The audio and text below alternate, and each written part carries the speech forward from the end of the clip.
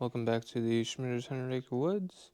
So I'm down here at the stove. I've had several kind of requests to talk about the stove, and then someone talked about doing kind of a day in the life of like a wood stove. So for reference, so this is a United States Stove Company stove. Hot Blast is kind of like the brand. So this one specifically is the 1500 coal wood burning furnace. So this one was bought in '93 and have been using it since. Pretty basic design, so just a door to put firewood in. The bottom door is for like the ashtray and to shake the grates. Coming around to the back, you have the blowers that are hooked up to the duct system, so have all of that hooked up so it does spread heat throughout the house. There is a little blower on it to kind of help kind of get the fire going. It is technically tied to like the thermostat in the house, but we don't end up using it, honestly. Just don't find it super effective. It's pretty small for this furnace, so it's honestly not used too much. And then basically just have the pipe going out, and then like 26 foot of chimney. You will notice that we do have a secondary heat source now, so this was put in within the last 10 years or so, and it's propane. We use it whenever it's hard to get a fire going, so instances where it's not very cold out, or you just need kind of a quick bit of heat and not like all day heat. Here in Indiana the temperatures are often kind of chilly in the morning, but then by the afternoon it's going to be in the 60s. So in instances like that, we don't get the wood furnace going typically, just because it's more long-term heat. So I'll go ahead and get some wood and get this going and kind of show you the process we use to do that, and then I'll talk a little bit more about it. So for reference, if you watch other videos, kind of show where we have firewood, but we do bring some firewood inside and store it so that we can then bring it in and feed the fire kind of throughout the day. So everything's a bit of a mess right now, but kind of show you what we have. So go around. So in here is where we have kind of some firewood stored. So we just fill it up to about like where the brick is, and that'll be depending on the weather and everything, about a week's worth. This week it hasn't been very cold, haven't been feeding it or having to have a fire every day.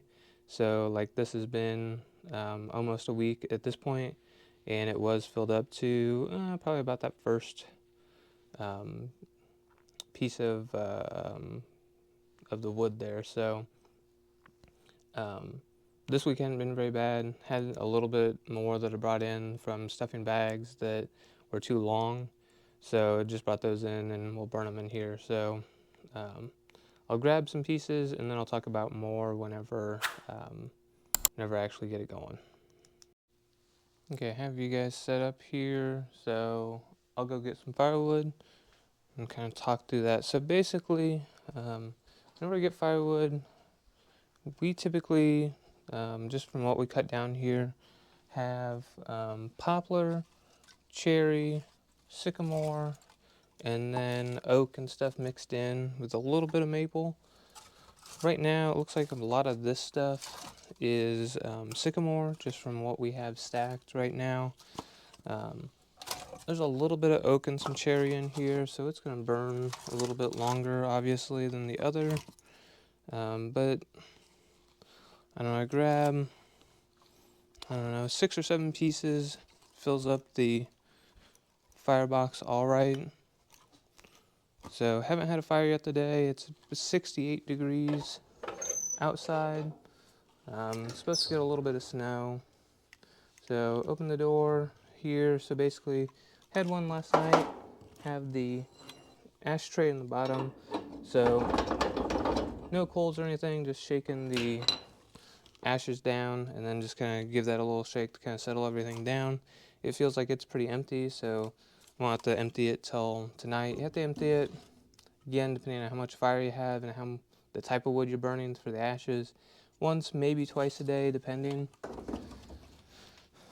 But basically, you just kind of stack wood in, no super particular order. All this stuff is pretty dry, so it all lights fairly well.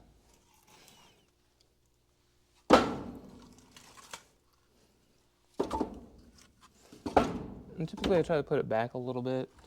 So then we always do, I guess it would be the bottom method. So basically what we use are these little fire starters. They're Pine Mountain.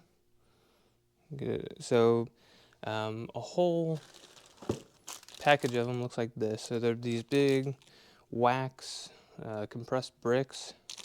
They're pretty inexpensive. We typically get them at like Walmart. But there's these big bricks. We break them down into little bite-sized pieces like this. We've never had to use a big piece. We started with big pieces and just, kind of wasting them. We can use a little piece like this with the nice dry wood. You can use a little piece like this to get it going. And then just use one of these Burns-O-Matic torches to kind of get it going. So close up the bottom, and we'll just take the piece, set it in the bottom so you have air coming up, but then when the flame gets going, have it so that it will then start to hit the wood. So it's kind of the only thing we do, like space-wise. And then just use this to get the little piece of wax kind of going.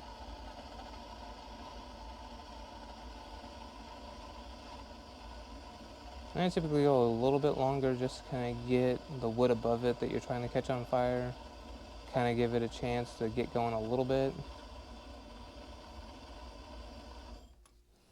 Then have a decent little fire going.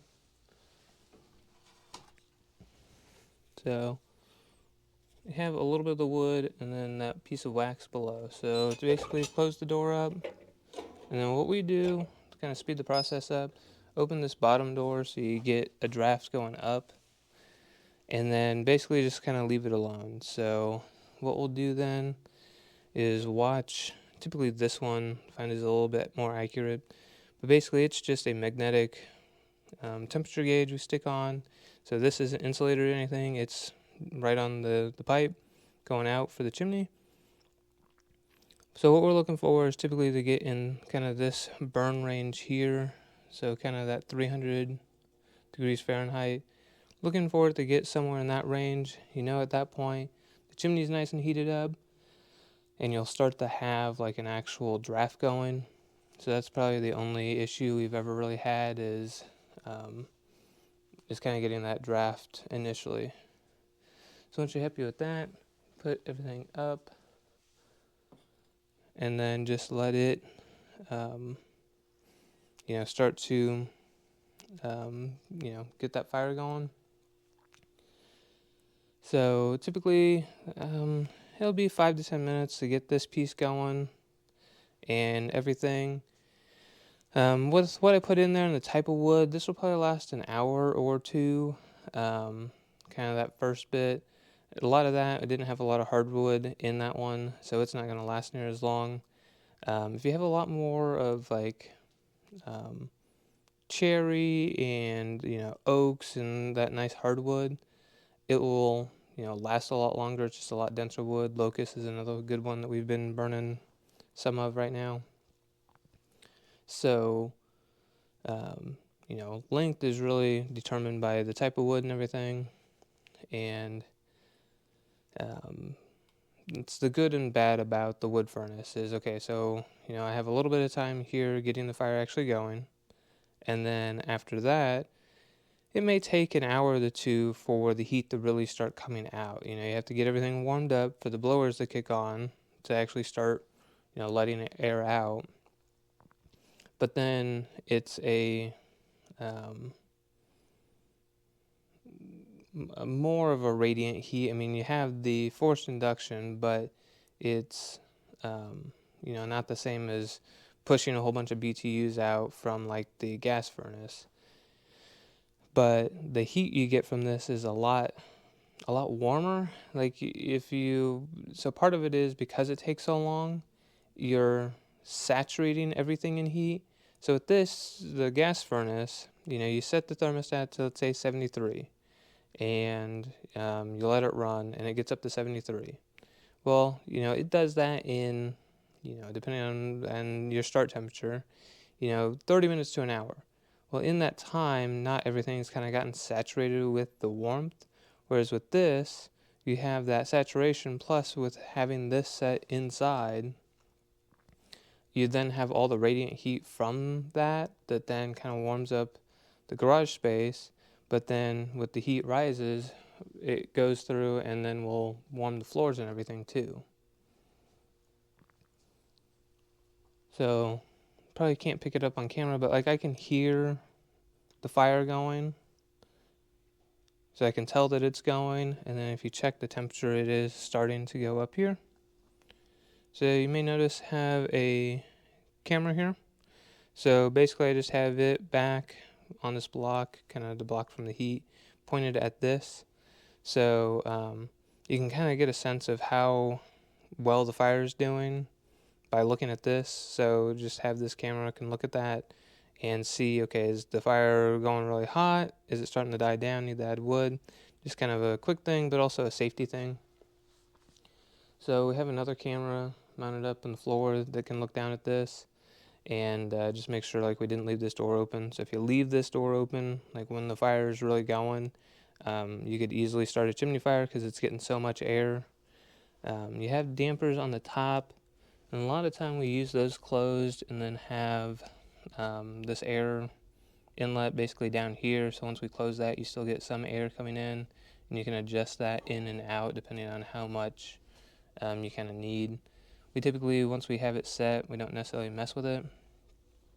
The other day the power went out, and I actually kind of closed that up to help suffocate the fire a little bit so that we didn't have a hot fire going whenever we didn't have a way to pull the heat off of the furnace. So I used that to kind of get the fire to go down a little bit. So you can see I'm already almost up to that 300 number, so I'll go ahead and work on getting the bottom closed up here. And you can kind of see in there that we have a pretty good fire going. So I'll just close that up and typically call that good. So been going for about 10 minutes here, have a good hot fire going. Had really dry stuff, so that really helps. So this is the first fire of the day. We had one yesterday. Like I said, it's 68 inside the house now. It's like 30 degrees outside.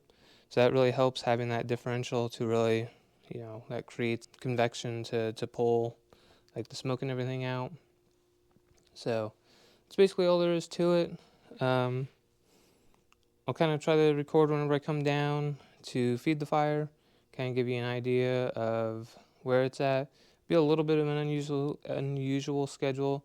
Have a couple meetings and stuff today that I got to work around, so like I may kind of feed it prematurely on one side and then it'll be a little bit later on the other side. So I'll kind of try to show that though.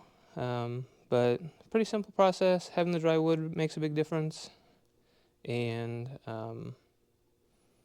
makes it really easy to get a fire going. So the only other thing I'll really talk about is kind of the maintenance piece of it. So the only thing we've really had to do this is replace some of the fire bricks inside, the gaskets on the doors, and then the big question is probably about the chimney. So we, I guess, are on the safe side / possibly paranoid, to where we clean it once or twice a year. So typically, beginning of the season, we'll clean it, and then about mid-season we'll clean it, and then we'll burn, and then whenever that's done, we'll then clean it again at the end of the season. So, or at the beginning of the next season. So we clean it a couple times a year. Basically, you just have one of these wire brushes, these rods, and then we can go up on the chimney or go up on the roof, take off the top piece and then one section of the insulated pipe, and then just run the brush down. If we had to do this differently, we'd put all this piece of it, or what we could, outside. Possibly, part of it's chimney fires. It is possible if you have too much soot, creosote built up to have that. Plus just the mess of like the cleanup. So basically, like whenever we do the cleaning of the chimney, this bottom piece comes off. We put blocks and everything under here with a bucket, and then once we know that everything's for sure cool, go through and he just runs the brush down and all of that stuff falls into the bucket, and then we can dump it. We typically don't have a whole lot since we clean it a couple times, but it's one of those things, just rather be safe. Since this does go through inside the house, don't want anything to catch fire. So yeah, so I'll catch you guys up on whenever I feed it back. Let's see. So like for reference, it's like 7:20 right now whenever I got this going, 7:10. So it'll be just a little bit, and I'll come back down, see where it's at, and probably put a few more pieces on. Like I said, a lot of that was stuff that's going to burn a little bit quicker anyway. So feeding it sooner probably wouldn't be a bad thing. I'll see if I can't find some pieces of oak to throw in there so that it lasts a longer period of time. Alright, I wouldn't normally come down again this soon, so it's only been about 30 minutes. Fire's going pretty well. I just know I have a long meeting coming up, so I won't have a chance in between to feed the fire. So I'm going to go ahead and load it back up. This time it wasn't too bad to get it going, but sometimes it can take a little bit. So if you can keep a fire going, definitely if it's going to be cold out, and be able to have some coals left over, then it definitely helps. So by doing this, I'm going to be able to kind of keep that going. So like if you have a fire going, you want to open it slow, just make sure you don't have any draft back at you. So a lot of this is like some cherry. Didn't have any oak over there, but just fill up the firebox a little bit more. That'll keep that going for the couple hour meeting I have.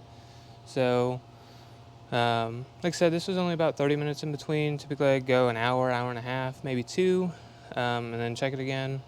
As long as you have coals on the bottom, you can typically get it going again real fast. But this will keep it going in between, so I'll give you guys, so that's the second time I filled it up after having it started. So I will update you guys later whenever I put more in.